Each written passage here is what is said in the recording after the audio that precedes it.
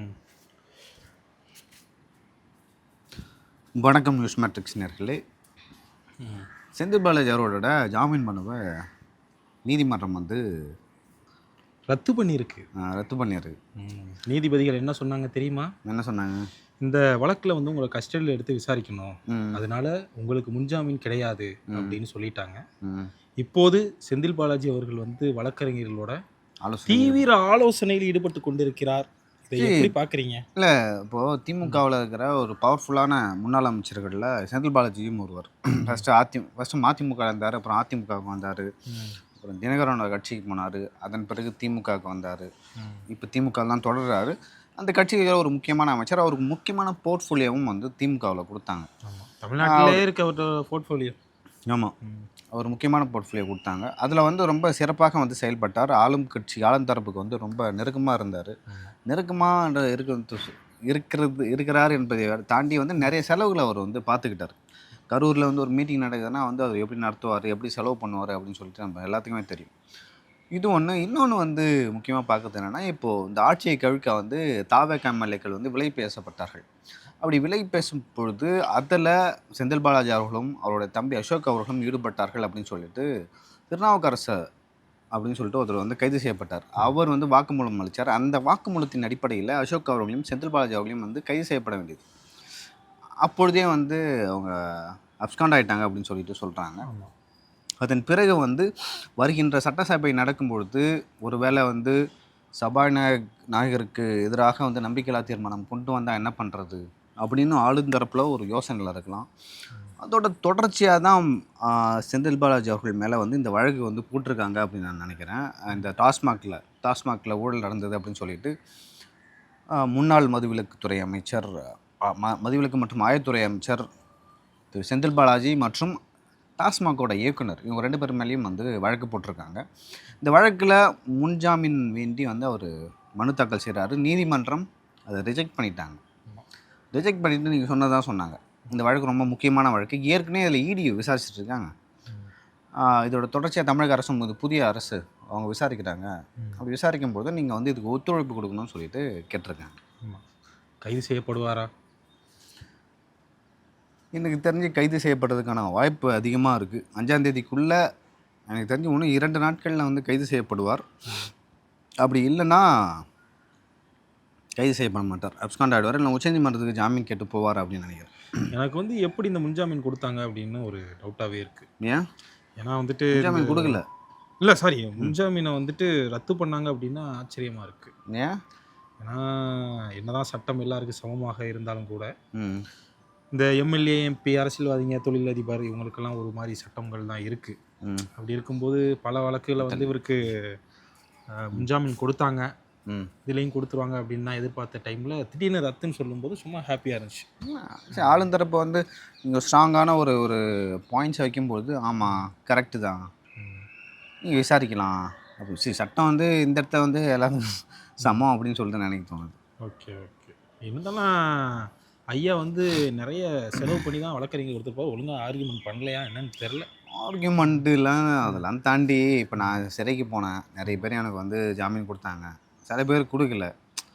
அது வந்து ஜட்ஜஸ் அந்த வழக்கோட தன்மையை பொறுத்து என்ன டிசைட் பண்ணுறாங்க அப்படி தான் வந்து இருக்கும். இவங்க வந்து பெரிய பிஸ்னஸ்மேன், இவங்க வந்து பெரிய பிரபலம், இவங்க அரசியல்வாதி அப்படின்லாம் கொடுக்க மாட்டாங்க. ஜட்ஜி என்ன நினச்சாலும் வந்து அதை பண்ணுவார். இப்போ மைக்கேல் டீன் குங்கான்னு ஒருத்தர் இருந்தார் தெரியுமா பெங்களூரில், அவங்க செல்வி ஜெயலலிதா அவர்கள் வழக்கில் வந்து வழக்கை விசாரித்தார்ல, அவர் வந்து செல்வி ஜெயலலிதா அவர்கள் எவ்வளோ பெரிய ஆளாக தான் எனக்கு என்ன, நான் என் வேலையை தான் செய்வேன்னு சொல்லிவிட்டு ஆமாம் அவங்க செஞ்சது தப்புன்னு சொல்லிட்டு சொன்னார். அந்த மாதிரி இன்னும் நிறைய நீதியரசர்கள் இருக்கிறாங்க. இப்போ என் வழக்கு நான் போனேன்ல, அதுலேயே வந்து எனக்கு வந்து ஒரே நீதிமன்றத்தில் 3 வழக்குகள் வந்து பெயில் கொடுத்தாங்க. ஒரே நீதிமன்றத்தில் 3 வழக்கில் பெயில் கொடுத்தாங்க. அப்படி பெயில் கொடுக்கும்போது அவருக்கு தெரியும், அவர் வந்து அந்த வழக்கை பற்றி அவருக்கு வந்து ஒரு கோணம் இருக்கும், அவர் ஒரு பார்வை பார்ப்பார், இது சரி இது தவறு, இது பொய் வழக்கு, இல்லை புட்டா பேசுறதுக்கெல்லாம் வழக்கா அப்படின்னு சொல்லிட்டு ஜாமீன் கொடுத்துருக்கேன். ஆனால் வந்து பண்ணாத தப்புக்கு அந்த இடத்துல இல்லாத ஒரு வழக்கில் தான் போய் எத்தனை நாள் சிறையில் இருந்தீங்கன்னு தெரில. 34 நாள். அதையும் நீங்கள் பார்க்கணும். 34 நாட்கள்.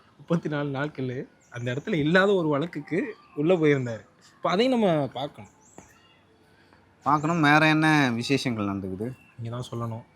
அதாவது தமிழக அமைச்சரவையில் இந்த சட்டசபை கூட்டத்தொடர் முடிந்த உடனே வந்து நிறைய மாற்றங்கள் வரும். கிட்டத்தட்ட ஒரு 4-5 அமைச்சர்கள் வந்து மாற்றப்படலாம் அப்படின்னு சொல்லிட்டு சொல்கிறாங்க. ஆமாம், தகவல் இருக்குது. ஆமாம், தகவல் இருக்குது. தகவல் இருக்குல்ல, அப்படி ஒரு பேச்சு வந்து நடந்துகிட்ருக்கு. அதற்கான வேலைகளும் வந்து போயிட்டுருக்கு. சரி, இப்போ அமைச்சர் வந்து இவங்களை வந்து தூக்கலாம். சரி, சில பேர் ஷஃபிள் பண்ணுறதுக்கு காத்துட்டு இருக்காங்க. சில பேர் வந்து இவங்களை நீக்கிட்டு இன்னொருத்தவங்களை நம்ம சேர்க்கலாம் அப்படின்னு சொல்லிட்டு மென்டாலிட்டியில் ஆளும் தரப்பு இருக்குது, ஆளும் தலைமை தாவேகா தலைமை இருக்குது அப்படின்னு சொல்லிட்டு நிறைய பேர் சொல்கிறாங்க. அதை யார் யார் காலியாக வராங்க தெரியுமா? யார் யார் காலியாகணுன்றாங்கன்னு நீங்கள் தான் சொல்லணும். ஸோ 2 பெண் அமைச்சர்கள் இருக்கிறதா சொல்கிறாங்க. அவங்களா? பேர்லாம் சொல்ல வேணாம். அவங்களான்னு கேட்டேன். அவங்க தான். ஐயோ, ஏன் பெரிய தப்பு பண்ணிட்டாங்களா எப்படி? பெரிய தப்பு இல்லை, அடிக்கடி சர்ச்சையில் மாட்டுறாங்க. சரி, ஒரு சட்டமன்ற உறுப்பினருக்குன்னு வந்து சில கடமைகள் இருக்குது, ஒரு ரோல் இருக்குது. அதே போல் ஒரு அமைச்சருக்குன்னு ஒரு ரோல் இருக்குது. ஓகேவா? அது வந்து இன்னும் சரியாக தெரியல, அதை வந்து அவங்க சரியாக பண்ணல, அடிக்கடி சர்ச்சையில் மாட்டுறாங்க அப்படின்னு சொல்லிட்டு ஒரு குற்றச்சாட்டு இருக்குது. அப்புறம் வாண்டடாக போய் மைக்கு நீட்னா வந்து லைக் உங்கள் இஷ்டத்துக்கு பேசுகிறது. சில அமைச்சர்கள் வந்து ரொம்ப மெச்சூராக ஹேண்டில் பண்ணுறாங்க ப்ரெஸ்ஸை. சில பேருக்கு வந்து என்ன பேசுறதுனே தெரியாமல் பேசுகிறாங்க. ஸோ இதெல்லாம் சமூக வலைதளங்களில் வைத்து கேலி கூத்தாக்கப்படுகிறது. இப்படி தான் வந்து உங்கள் அமைச்சர்கள் இருப்பாங்களா அப்படின்னு சொல்லிட்டு நிறைய பேர், உங்களுக்கு தெரியும்ல, இப்படிலாம் போட்டு கேட்குறாங்க. ஆமாம், மற்ற டிஎம்கே இவங்கெல்லாம் பண்ணால் கூட இவங்க இப்போ தான் இருப்பாங்க அப்படின்ட்டு நம்ம விட்டுட்டு போயிடலாம். ஆமாம், இவங்க புதுசு இல்லை, புதுசு இருந்தாலும் வந்து நீங்களே சொல்லுங்கள், விஜய் அவர்களுடைய ஃபேஸுக்காக தான் இவ்வளோ பேர் எம்பி ஆயிருக்காங்க, இவ்வளோ பேர் எம்எல்ஏ ஆயிருக்காங்க. எம்எல்ஏ அதான் அமைச்சர் ஆயிருக்காங்க, மினிஸ்டர் ஆயிருக்காங்க, இவ்வளோ பேர் எம்எல்ஏ ஆயிருக்காங்க. அப்போ அவங்க என்ன பண்ணாலுமே விஜய் அவர்களுக்கு தான் வந்து அது அஃபெக்ட் ஆகும். இதெல்லாம் கருத்தில் கொண்டு அவங்க வந்து செயல்படணும். இதை வந்துட்டு ஆரம்பத்திலே பண்ணியிருக்கணும், லேட் பண்ணிட்டாங்க. இப்போ போயிடுச்சுன்னா நம்ம என்ன பண்ணுறது? சரி, எனக்கு தெரிஞ்சு வந்து சவுத்துலேருந்து 2 பேர், தலைநகரில் வந்து ஒருவர் வந்து மாற்றப்படலாம் அப்படின்னு சொல்லிட்டு சொல்கிறாங்க. அதே போல் கொங்கு பகுதியிலேருந்து ஒருத்தவர் வந்து மாற்றப்படுவார்னு சொல்லிட்டு சொல்கிறாங்க. ஷஃபிள் வந்து 1 பேருக்கு வந்து இருக்குது அப்படின்னு சொல்லி தொகுதி இந்த போர்ட்ஃபோலியோ மாற்றுறதுக்கான வாய்ப்புகள் வந்து இருக்குது அப்படின்னு சொல்லிட்டு சொல்கிறாங்க. இதை வந்து இப்போயே பண்ணால் இது வந்து சட்டமன்றத்தில் வந்து எதிரொலிக்கும், அப்படின்னா அந்த நேரத்தில் வந்து சலசலப்பு ஆகும் அப்படின்னு சொல்லிட்டு சட்டமன்ற கூட்டத்தொடர் முடிஞ்ச உடனே பண்ணுறதா ஒரு பேச்சு போயிட்டுருக்கு.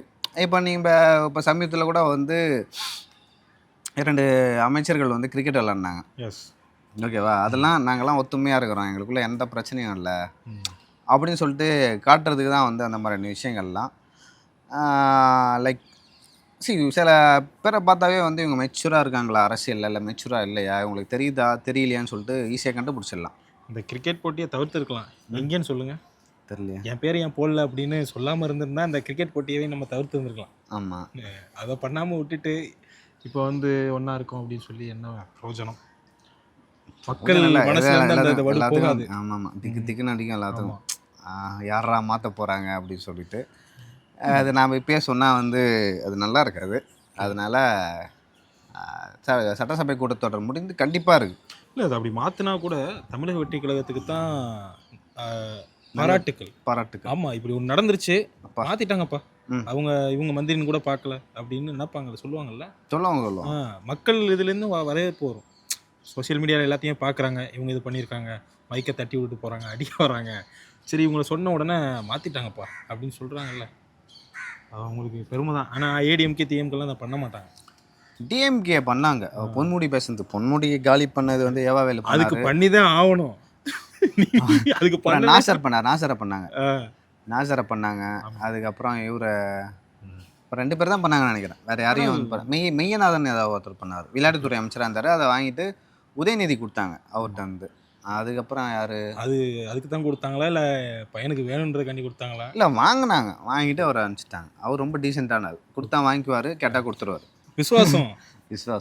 ஓகே, சரி. இல்லை, இது நடந்தது வரலாற்றில், இது வந்து இப்போ நடக்கும், நம்ம பொறுத்துன்னு பார்க்கலாம். அப்போ நான் சொல்கிறேன் என்ன ரீசனுக்காக வந்து மாற்றினாங்க, பின்னாடி என்ன நடந்தது, அடுத்தது யார் வர போகிறாங்க வரைக்கும் கூட நம்ம கெஸ்ட்டில் வச்சுருக்கோம். ஸோ அப்படி இருக்கும்போது பொறுத்து பார்க்கலாம். எனக்கு தெரிஞ்சு ஒன்றும் 10 நாளில் தெரிஞ்சிடும். 10 நாளுக்குள்ளே நம்ம வந்து வீடியோ போடலாம் கண்டிப்பாக. அதன் பிறகு வேறு ஏதாவது விசேஷங்கள் திமுகவில்? திமுகவில் என்ன விசேஷம் இருக்குது? கட்சி இருக்கா அப்படின்னு தெரியல. கட்சி இருக்குது. கட்சியில் வந்து நிறைய மாற்றங்கள் கொண்டு வர போகிறதா வந்து சொன்னாங்க. நிறைய மாவட்டத்தை பிரிக்கணும். ஓகே. இப்போ சேகர் பாபு ஒரு 6 தொகுதியை பார்த்துக்கிறதா சொல்கிறாங்க. அவருக்கு வந்து 2 கொடுக்க போகிறாங்க. பரந்தாமன் அவர்களுக்கு வந்து 2 கொடுக்க போகிறாங்க. ஏன் ஒழுங்கா பெர்ஃபார்மன்ஸ் பண்ணல இந்த தேர்தல் அப்படின்றக்காண்டி அந்த மாதிரி அவர் என்ன சொல்கிறாரா, எனக்கு 4 கொடுத்தா தான் நான் இருப்பேன். யாரு நான் கட்சி விட்டே போகிறேன், எனக்கு எந்த பொறுப்பும். அவர் சேகர் பாபு அவர்கள் வந்து சொல்கிறாரு. எங்கே போவார்?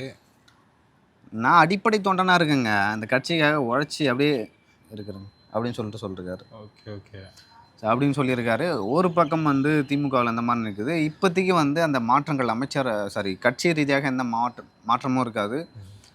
மாவட்டமும் வந்து இப்போ பிரிக்க மாட்டாங்க அப்படின்னு சொல்கிறாங்க. அங்கே ஏற்கனவே வந்து பல்வேறு விஷயங்கள் போயிட்டுருக்கு.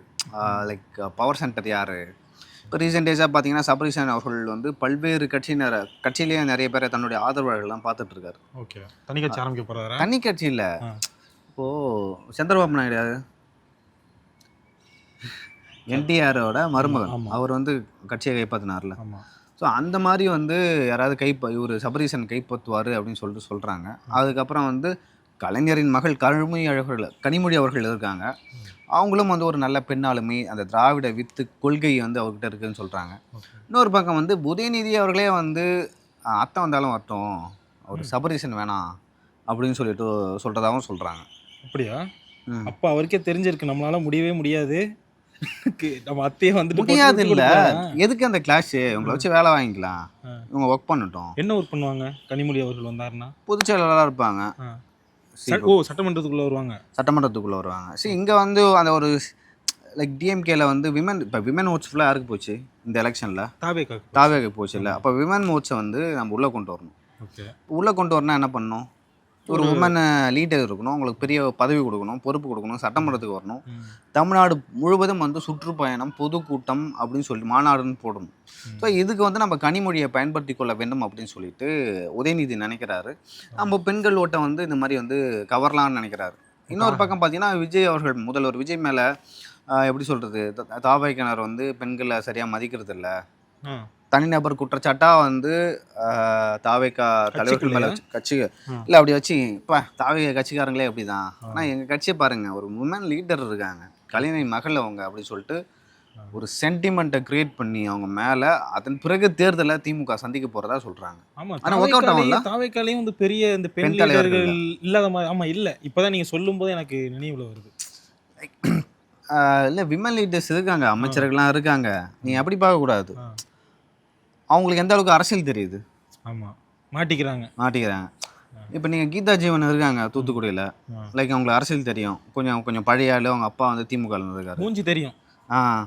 அவங்க கனிமொழி அவர்களும் இருக்காங்க, அவங்க அப்பா பெரிய ஆள், அவங்க அண்ணன் சிஎம், ஓகேங்களா, அவங்க அண்ணன் பையன் வந்து துணை முதல்வர் அப்படின்னு ஒரு இமேஜ் இருக்குல்ல. அந்த மாதிரியான ஒரு இமேஜ் வந்து தாவேக்காவில் இல்லை.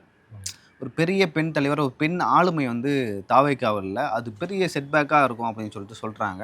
ஸோ அதுக்குள்ளே வந்து யாராவது ஒரு பெரிய பெண் ஆளுமையை வந்து தாவேக்காவில் இவங்க கொண்டு வர முயற்சிப்பாங்க தமிழக வெற்றி கழகத்தில். நீ வந்து பாரு, யார் இருக்கா? 2 அமைச்சர்கள் இருக்காங்க, நிறைய அமைச்சர்கள் இருக்காங்க, ஓகேங்களா. அதில் எத்தனை பேருக்கு அரசியல் தெரியும்? யார் அரசியல் பேசுவாங்க? ஒரு மேடையில் நின்று முழங்குவாங்க. கொள்கை அரசியல் யார் பேசுவா? தமிழ்நாட்டோட வரலாறு, அரசியல், இங்கே கலாச்சாரம், பண்பாடு, இல்லை இந்திய அரசியல் யார் பேசுவாங்க? சட்டத்தை பற்றி யார் பேசுவாங்க?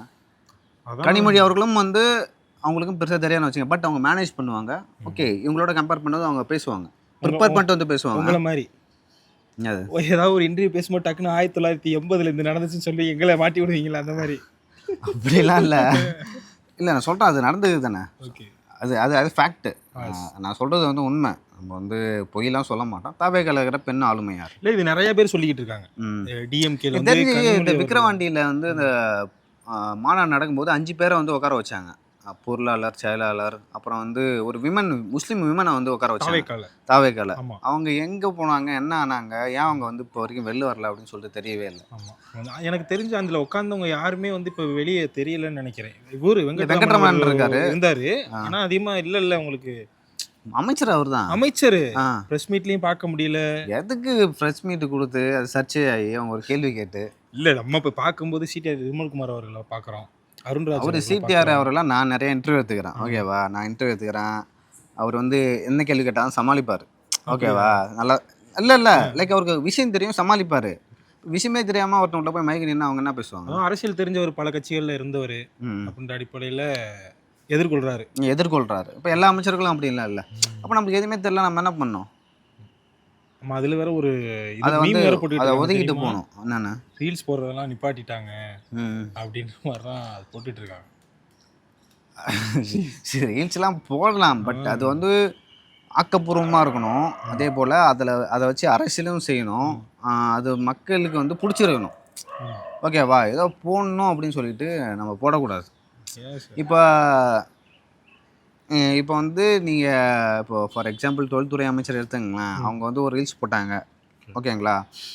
அது வந்து பிரச்சனை இல்லை. அவங்க எப்படி அதை போட்டிருக்குன்னா ஒரு ப்ரெஸ் கான்ஃபரன்ஸ் வச்சுருக்கணும். கான்ஃபரன்ஸ் வச்சு அதன் மூலம் வந்து அழைப்பு கொடுத்துருக்கணும். வச்சு இந்த மாதிரி வந்து நாங்கள் இந்த மாதிரியான சலுகைலாம் வந்து தமிழ்நாடு கவர்மெண்ட்லேருந்து தரோம். ஸோ உலகெங்கும் இருக்கிற கம்பெனிகள் வந்து எங்கள் மாநிலத்தில் வந்து இன்வெஸ்ட்மெண்ட் பண்ணுங்கள், நாங்கள் நிறைய வாய்ப்புகளை நிலம் ஃப்ரீயாக தரோம், இல்லை டிஸ்கவுண்ட் 99 வருஷத்தில். இப்போ ஓஎம்ஆரில் இருக்கிற கம்பெனிலாம் 99 வருஷம் லீஸ் யூஸ் பண்ணிக்கலாம், எங்களுக்கு வேலை வாய்ப்பு வரும், எங்களுக்கு வரி வரும். ஸோ அப்படி கொடுத்துருவாங்க. ஸோ அந்த மாதிரி வந்து நீங்கள் சலுகை அறிவிக்கலாம். எங்கள் அரசு வந்தால் இந்த மாதிரி டேக்ஸில் டிஸ்கவுண்ட் கொடுக்குறாங்க அப்படின்னு சொல்லிட்டு நீங்கள் ப்ரெஸ் கான்ஃபரன்ஸ் வச்சு பேசணும். ஸோ அதுதான் வந்து ஒரு நல்ல லீடருக்கு அழகு. அவங்களுக்கு அப்போ வந்து விஷயம் தெரியுது அப்படின்னு நினைப்பாங்க. இப்போ ரீல்ஸ் போட்டால் என்ன நினைப்பாங்க? எதுக்கு இவங்க, அதுவும் தப்பு இல்லை, லைக் அதை வந்து ட்ரோல் பண்ணிட்டாங்க. அதை நான் தவறெல்லாம் சொல்லலை. நம்மளை வந்து ஒரு பெரிய லீடராக காமிச்சிக்கணும்னா அதெல்லாம் நம்ம பண்ணணும். அடுத்து நீங்கள் தான் சொல்லணும். அடுத்து சீமான் அவர்களை பற்றி தரைக்குறைவாக பேசிய 2 பேரும் ஒருத்தர் மேலே 2 பிரிவுகள் கீழே வழக்கு போட்டிருக்காங்களா? இந்த பிரசாந்த் தான் இல்லை, ஒரு பிஸ்மி அப்புறம் இன்னொரு ஆள் வந்து தமிழன் யாரோ ஒருத்தவங்க நினைக்கிறேன். 2 பேர் மேலே வந்துட்டு வழக்கு பதிவு பண்ணிடலாம். அண்ணனை பற்றி அவதூறாக பேசிய வழக்கில் அவங்க நீதிமன்றத்துக்கு போய் எஃப்ஐஆர் போட்டிருக்காங்க. இப்போ நாம் தமிழ்லேருந்து எத்தனை பேர் வந்து முதல்வர் அவர்களையும் முதல்வர் கட்சியில் இருக்கிற எத்தனை பேரை வந்து ஆபாசமாக பேசுகிறாங்க தானே பேசுகிறாங்க. நீங்கள் கைது பண்ண வேணாம்னு சொன்னாங்களா? எஃப்ஐஆர் போட ஏதாவது பெரிய விஷயத்தில் மாற்றுவாங்க, அதுக்காக வெயிட் பண்ணிட்டு இருக்காங்க. அது எனக்கு புரியுது. இப்போ நீங்கள் இந்த விஷயத்த சொல்லவே கூடாது. உங்கள் கையில் அதிகாரம் இருக்குது, சாக்கடைத்தனமாக பேசுகிறாங்க, உள்ளே தூக்கி ஒரு நாள் வச்சுட்டு உடலில் ஏதாவது பாதிப்பு ஏற்பட்டுச்சு அப்படின்னா ஜாமீன் கேட்டு இருக்கவங்க வந்து ஏற்கனவே வந்து சிறைக்கு போயிட்டு வந்திருக்காங்க. இப்போ பேசுகிறவங்க யூடியூப்பில் ஒரு சாட்டை போயிட்டு வந்திருக்காரு. பேரே சொல்லிட்டீங்களா? நான் மறைமுகமாக சொன்னேன். சொல்லாம அவர் தான் ஓரா பேசிட்டு இருக்காரு. ஓரா பேசி போடான்றது வாடான்றது. ஏன்னா என்ன அவர் அது மட்டும் இல்லாமல் கொள்கை பரப்பு செயலாளர் அவர். இல்லை, ஆக்சுவலாக நான் இதை பேசலாம்னு நினச்சேன். இப்போ நாம் தமிழர் கட்சியில் வந்து எல்லாமே வந்து தேர்தலில் வந்து சீட்டை கேட்டு வாங்குவாங்க. சாட்டை துறங்க மட்டும்தான் வந்து கேட்டு வாங்க மாட்டார். ஏன்? அவருக்கு தெரியும் நம்ம வந்து எப்படியும் வின் பண்ண போகிறதில்ல, எதுக்கு காசை செலவு பண்ணி. விஷயம் தெரிஞ்ச அரசியல்வாதி அவர் தான். அண்ணன் துரைமுருகன் மட்டும்தான் வந்து விஷயம் தெரிஞ்ச அரசியல்வாதி. அவருக்கு தெரியும் எதுக்கு நின்றுக்கிட்டு எதுக்கு காசு செலவு பண்ணிக்கிட்டு. அதனால் 4 வீடியோ போட்டால் காசுனாச்சும் வரும், அந்த கேப்பில் காசும் வரும், வேறு இடத்துலேருந்து காசும் வரும். யூடியூப் சேனல் ரன் பண்ணியே நம்ம பண்ணிடலாம். அண்ணனை மாதிரி வெளியே கேட்டுக்கிட்டு இருக்க வேணாம். நினைப்பாரு என்னென்ன நம்ம எதுக்கு யூடியூப் சேனல் ரன் பண்ணுறோம், ரெவன்யூ நல்லா வருது, நாம் எதுக்கு அரசியலில் குதிச்சு எதுக்கு காசு செலவு பண்ணி. நிறைய பேர் சீட்டு வாங்குறது பெருமைக்காக வாங்குவாங்க, எல்லாம் வந்து செட்டிங் போகிறதுக்காக வாங்குவாங்க. பட் சாட்டை துரைமுருகன் வந்து அதில் கரெக்டாக இருக்கிறார். இன்னொரு ஆளும் இருக்காரு, விவரம் தெரிஞ்ச ஒரு ஆள். யார்? எங்கள் அண்ணன். யார்? இடுமோனம் கார்த்தியன். அவர் நின்னார் வேதாரத்தில் நின்னாரு. அதுக்கு முன்னாடி அண்ணன் சொன்னதை கேட்டிங்களா இல்லையா? நான் வந்துட்டு இருக்கிற எல்லா தொகுதியிலையும் வந்து பேசுகிறேன் அப்படின்னு அவர் சொல்லியிருக்காரு. இவர் சொன்னார்ல, எழுச்சி வேணாம், நீங்கள் போய் அங்கே நில்லுங்க அப்படின்னு அனுப்பிச்சு விட்டாரு. தெரியுமா? பார்த்தீங்கன்னா அவரே பேசினார் சீமானே, நீங்கள் போங்க நாங்கள் பார்த்துக்குறோம், நீங்கள் பேசிதான் எங்களுக்கு ஓட்டு வாங்கி தரீங்களா அப்படின்னு பேசினார். புரியுதுங்களா இல்லையா? அவர் தவிர்க்க முடியாமல் போய் நின்று வீட்டுக்கெல்லாம் போய் கேட்டார் ஓட்டு. தெரியுமா தெரியாது அவங்களுக்கு? ஆக்சுவலாக அவர் இருமாவனும் தன்னோட சொந்த ஊரையே வந்து அடைமொழியாக வச்சுருக்காரு. ஆமாம், அட்லீஸ்ட் அந்த ஊரில் இருக்க மக்களாவது அவங்களுக்கு முழுசாக வந்து ஓட்டு போட்டுருக்கணும். ஆமாம், உங்களுக்காக தான் பேசியிருக்காரு. நான் ஊரில் இருக்காங்க என்னடா நினைப்பாங்க, ஊருக்கு என்னடா இது, இங்கேருந்து போயிட்டு சென்னையில் போயிட்டு அங்கே பேசிட்டு ஒரு கட்சியில் பெரிய ஆளாகி நம்ம ஊருக்கு வந்து ஓட்டு கேட்போம், அவங்களுக்கு நம்ம ஓட்டு போடணுமா? ஊருக்காரங்க அப்படி தான் யோசிப்பாங்க. எஸ், ஊருக்காரங்க வந்து அப்படி தான். அவர் பேம்லெட் எடுத்துகிட்டு போனார், எல்லாரும் இப்படி தான் வரீங்க, யாரும் ஒன்றும் பண்ண மாட்டீங்க அப்படின்னாரு.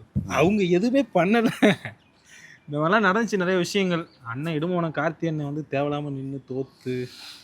நேற்று தினம் வந்து நாங்கள் மேகதாது அணையை பற்றி வந்து பேசினோம். ஸோ காவிரி கர்நாடக அரசு வந்து தண்ணி தரல அப்படின்னு சொல்லிட்டு நம்ம பேசியிருந்தோம். இன்றைக்கி வந்து காவிரி ஆணையம் இருக்குல்ல, ஆமாம், அந்த ஆணையம் என்ன சொல்லிட்டுருக்காங்க, நீங்கள் 5 டிஎம்சி தண்ணி இப்போயே கொடுத்தாகணும், இப்போ உடனே தரங்க அப்படின்னு சொல்லிட்டாங்க. ஸோ அந்த ஆணையம் சொன்னால் கேட்டு தான் ஆகணும். அதை எதிர்த்து நீங்கள் வந்து நீதிமன்றத்தில் முறையிடுவதோ இல்லை திறக்க மாட்டேன்னு சொல்கிறதோ வந்து கூடவே கூடாது. ஆனால் அதையும் தாண்டி வந்து கர்நாடக அரசு வந்து நீதிமன்றத்துக்கு வந்து போயிருக்காங்க. ஸோ எல்லா இடத்துலையும் இருக்காங்க, மக்கள் தானே, எல்லாத்துக்குமே வந்து தண்ணி தேவைப்படும். எல்லாமே வந்து விவசாயம் பண்ணுறாங்க. இதன் அடிப்படையில் வந்து கூடிய விரைவில் வந்து தண்ணி திறப்பாங்க. அது இல்லாமல் தமிழக முதல்வர் விஜய் அவர்கள் வந்து அங்கே கர்நாடக முதல்வரை போய் பார்க்க போகிறாரு. இப்போ அதுக்கு முன்னோட்டமாக இந்த செய்தி வந்துட்டு அவருக்கு ஒரு நல்ல செய்தியாக இருந்திருக்கும்ல. காம்பவுண்ட் இது அந்த ஒரு பிரச்சனை வெடிக்கிற மாதிரி இருந்துச்சு. ஆமாம் ஆமாம், கொஞ்சம் கம்மியான மாதிரி அவர் கொஞ்சம் ஃபீல் பண்ணுவார்னு நினைக்கிறேன். ஆமாம் ஆமாம் ஆமாம் ஆமாம். கொஞ்சம் அண்ணன் திருமணம் வேற எல்லாரும் இணைந்து இந்த விஷயத்தில் நம்ம களத்தில் இறங்கணும் அப்படின்ற மாதிரிலாம் பேசியிருந்தாரு. அதுக்கேற்ற மாதிரி இப்போ வந்து முடிச்சாச்சுல, அதிர்ஷ்டம் இருக்கோ தாவே காட்சிக்கு? அதிர்ஷ்டம் இருக்குது. ஏதாவது பிரச்சனை வரும்போது இன்னொரு முக்கியமான விஷயம் வந்து இது நாடாளுமன்றத்தில் வந்து ஒரு பில் பாஸ் பண்ணாங்க. என்ன பில் சொல்லு? வந்தே மாதரம் பாடல கட்டாயம் பாடணும் அரசு நிகழ்ச்சி இல்லை அப்படின்னு சொல்லிட்டு சொன்னாங்க. ஓகே, அது கனிமொழி அவர்கள் மட்டும்தான் வந்து ஒரு ஒரு ஒரு நல்ல ஸ்டேட்மெண்ட் கொடுத்துருந்தாங்க. நிறைய பேர் வந்து அதை வந்து ஆப்போஸ் பண்ணாங்க, சில பேர் வந்து ஆப்போஸ் பண்ணலை, வாக்களித்தாங்க, எதிர்கட்சியாக இருந்தாலும். அதில் வந்து என்னென்னா, இப்போ வந்து அரசு நிகழ்ச்சி போதுன்னா தேசிய கீதம் கூட வந்து லைக் வந்தே மாதரம் பாடலையும் பாடணும் அப்படின்னு சொல்லிட்டு அதில் கனிமொழி அவர்கள் என்ன சொல்லியிருக்காங்கன்னா, சரி எங்கள் மண்ணுக்குன்னு ஒரு பாடல் இருக்குது, அந்த பாட்டத்தான் வந்து நாங்கள் பாடுவோம். அப்படி இருக்கும்போது இந்த சட்டம் வந்து எங்களை ஃபோர்ஸ் பண்ணுது தேசிய பாடலை பாட சொல்லி. எங்களுக்கு தேசபக்தி என்பது வந்து எங்களுக்கு தன்னால் வரணும், இப்படி சட்டம் மூலமாக வந்து போடப்பட்டு அதை எங்களை திணிக்கக்கூடாது அப்படின்னு சொல்லிட்டு ஒரு விஷயத்த வந்து கனிமொழி அவர்கள் சொல்லியிருக்காங்க. எனக்கு தெரிஞ்சு அவங்க தான் அந்த இஷ்யூவில் வந்து பேசியிருக்காங்க. ஏற்கனவே வந்து தமிழ் தாய் வாழ்த்து பாடலை வந்து முதலில் பாட வேண்டும் அப்படின்னு சொல்லிட்டு ஒரு பிரச்சனை இருக்குது. ஆளுநர் விழாக்களில் 3ஆவதாக பாடப்பட்டது. அதுக்கப்புறம் அது மாற்றப்பட்டுச்சுல? அதுக்கப்புறம் மாற்றப்பட்டு இல்லை, ஆளுநர் விழாக்களில் மட்டும் அப்படி இருக்கும். ஓகேவா? அப்படி இருக்கும்பொழுது இந்த மாதிரியான ஒரு சட்டம் வந்துருக்கு. அது குறித்து வந்து இங்கே இருக்கிற தாவேக அரசு வந்து ஏதாவது பேசியிருக்கணும். அவங்க வந்து இந்த ஆட்சியை வந்து ஓட்டிடணும், மத்திய அரசை வந்து பகைச்சிக்கக்கூடாதுன்னு சொல்லிட்டு சில விஷயங்களில் வந்து அமைதியாக இருக்காங்க. ஸோ நான் ஏற்கனவே என்ன சொன்னேன்னா, நீங்கள் பேசுனாலும் உங்கள் கட்சியில் இருக்கிற யாராவது இல்லை உங்கள் கட்சி சார்பாக உங்கள் கட்சிக்கு வந்து முட்டு கொடுப்பாங்க சில இயக்கங்கள், அந்த முட்டு கொடுக்குறாங்கல்ல அவங்கள வச்சு வந்து பேசணும். ஓகேங்களா? அப்போ தான் வந்து நீங்கள் எந்த ஸ்டாண்டில் இருக்கீங்கன்னு நம்மளால் புரிஞ்சிக்க முடியும். திமுக அப்படி தான் பண்ணோம். ஆமாம், சில விஷயங்களுக்கு. ஆமாம், எங்கேயாவது ஒரு ஆணவ படுகொலை நடக்குது, இல்லை தலித்துகளுக்கு ஏதாவது பிரச்சனை நடக்குதுன்னா விசிகாவில் இருந்து அண்ணன் அனுப்பிச்சு விட்ருவாங்க. இல்லை பெண்களுக்கு எதிராக ஏதாவது குற்றங்கள் நடக்குது அப்படின்னா கனிமொழி அவர்கள் அங்கே போய் நிற்பாங்க. ஆமாம், போய் நிற்கிறதுக்குன்னு செட்டாக பிரித்து வச்சுருப்பாங்க. ஆமாம், எந்த விஷயத்துக்கு யார் போவோம், நீங்கள் அங்கே போ, நீங்கள் அங்கே போ, ஷெட்யூல் போட்டுருவாங்க. அந்த மாதிரி ஆகாஷ் கெவின் படுகொலைக்கு வந்து திருமாவளவன் அவர்கள் போயிட்டார். ஆமாம், பிரச்சனை முடியல. ஓகேவா? ஸோ அந்த மாதிரி ஆகாஷ் படுகொலையிலையும் அப்படி தான். ஆனால் அந்த அவங்க உறவினர்கள் வந்து ஸ்ட்ராங்காக இருந்தாங்க. கிட்டத்தட்ட 2 மாதத்துக்கு மேலே உடலே வாங்கலை. 100 நாட்களுக்கு வந்து உடலையே வாங்கலை. அந்த அளவுக்கு ஸ்ட்ராங்காக இருந்தாங்க அவங்க. ஸோ அந்த மாதிரியான விஷயங்கள் நடக்கும்போது திமுக எப்பவுமே ஆட்கள் வச்சுருப்பாங்க. தாவேக்காக்கு அந்த மாதிரியான ஆட்கள் தேவை. இந்த மாதிரி விஷயத்துக்கெல்லாம் ராஜ்மோகன் அவர்களை வந்து பேச வச்சிருக்கோம். தமிழில் நல்லா பேசுவார். தமிழ் நல்லா பேசுவார். அவர் எது பேசினாலும் நம்ம ஏற்றுக்கிற மாதிரி இருக்கு. அவர் வந்து ஒரு சிறந்த பேச்சாளர், அவரை அடிச்சிக்க முடியாது. ஆமாம், நம்ம ஒரு தமிழ் பற்றாளர், சிறந்த பேச்சாளர். அவர் எப்படி சொல்கிறது, அவர் பேசுறது வந்து அரசியல்வாதி தான், அரசியல் பேச மாட்டார். ஆனால் அரசியல் கேள்விக்கெல்லாம் பதில் சொல்லக்கூடிய ஒரு ஆள் அவர். ஊடகவியலாளர். அவர் IBC தமிழில் வந்து வேலை செஞ்சார். அதுக்கப்புறம் வந்து நான் வேலை செஞ்சேன். உங்கள் பொசிஷன்ஸ்லாம் அவர் நல்லா பேசுவார், ரொம்ப நல்லா பேசுவார். அது என்ன பேசினாலும் வந்து ஏற்றுக்கிற மாதிரி இருக்குன்றேன். ஏற்றுக்கிற மாதிரி நல்லா பேசுவாப்பா. பா. ரஞ்சித் அவர்கள் வந்து பேசினார், நீங்கள் 8 தலித் அமைச்சர்களுக்கு இருக்கீங்க, என்ன பண்ணீங்க தலித்துகளுக்கு. ஆனால் அது வந்து பா. ரஞ்சித்தோட குரலாக நான் பார்க்கல, திமுகவோட குரலாக பார்க்குறேன். ஓகேவா? ஆனால் அதுக்கு வந்து அமைச்சர் ராஜ்மோகன் அவர்கள் வந்து அருமையாக பதில் சொல்லியிருப்பார்.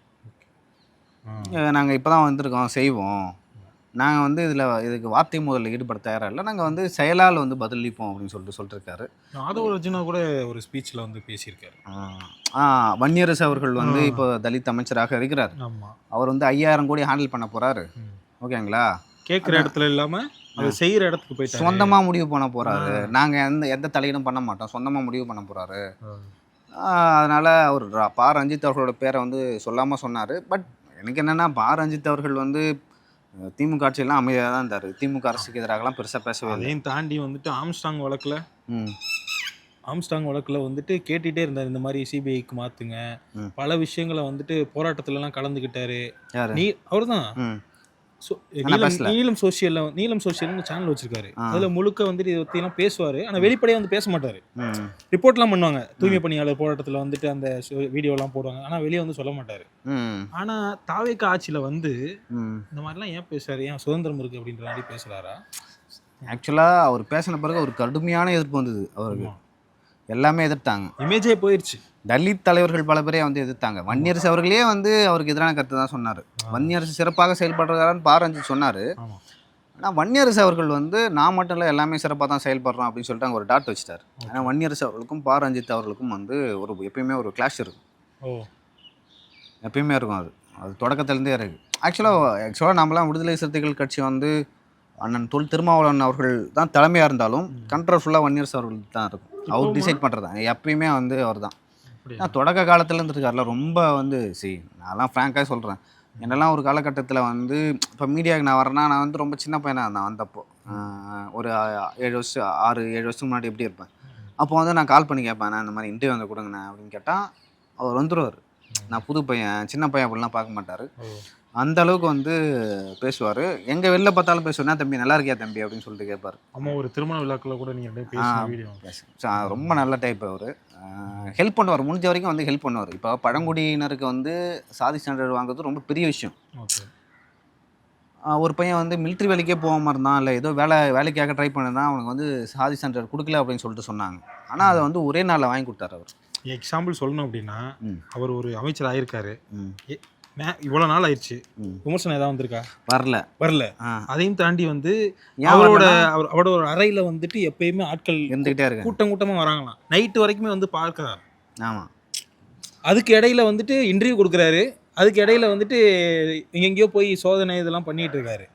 அது பெரிய அவரும் ஃபர்ஸ்ட் டைம் அமைச்சர் தான். அவர் வந்து எப்படி வந்து அனுபவமிக்க ஒரு தலைவராக செயல்படுறாருன்னா, அவருக்கு ஏற்கனவே அரசியல்னா என்னன்னு தெரியும். ஒரு அரசியல் கட்சியில் ஒரு நாள் பயணிச்சுக்கிறாரு, நிறைய போராட்டங்கள் ஆர்ப்பாட்டங்களை பண்ணியிருக்காரு, நிறைய படிச்சிருக்கிறாரு.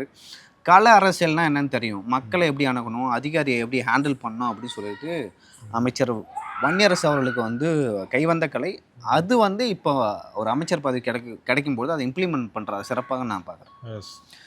முடிச்சிக்கலாமா? முடிச்சுக்கலாம், டைம். நம்ம தொடர்ந்து பேசலாம் நண்பர்களே. நன்றி, வணக்கம். ஓகே, ஓட்டியாச்சு போலையே.